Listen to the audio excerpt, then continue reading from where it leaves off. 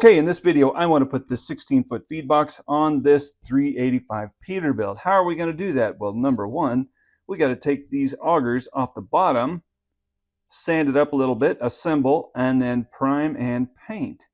Let's get going. You can use sandpaper or a file or a knife or anything to smooth up those pins.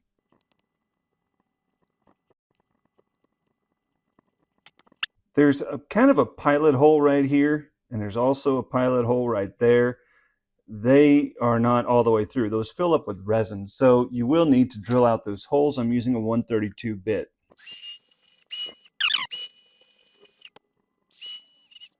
Now we're going to test fit.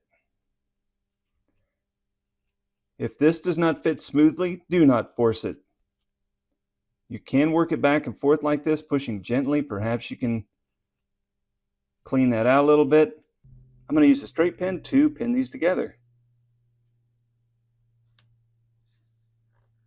Then I'm going to bend it at 90 degrees and clip off the excess.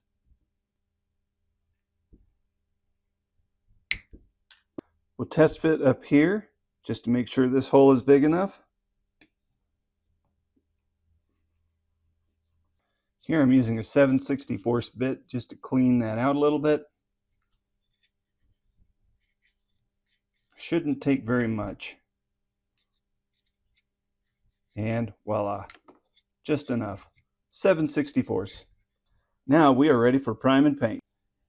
Now we're ready to remove this fifth wheel plate. It is pinned right underneath this driveline right here. There's a screw that holds this plastic part in, which holds your axles in. Take the screw out, those lift away, and there is your rivet that you can drill out. And that lifts right away once you drill it out. You could probably break it if you wanted to, but I don't recommend that. Right away, I'm going to go ahead and reassemble my rear axles and put the screw back in.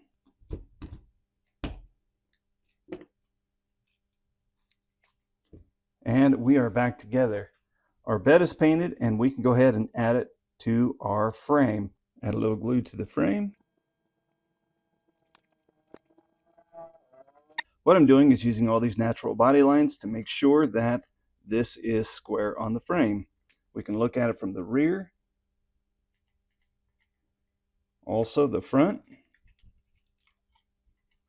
We can see that this line right here is parallel to the top of the cab. That's great. That means we are square. And there we have a nice looking feed truck that is pretty darn economical. While I'm here, I'm going to add a little red light to the tail lights here. There's an orange light right up here. I'm going to take my orange Sharpie and just give that one light a little color as well. This bed comes with mud flaps on it, as you see here. This truck also has mud flaps, so it looks a little redundant. However, you can take these off if you wish, or vice versa. It's entirely up to you.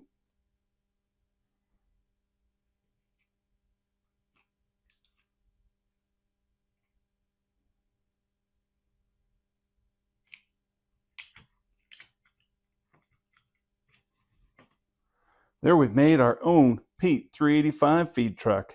If you learned something, share with a friend. Go make something awesome, and we will see you in the next video.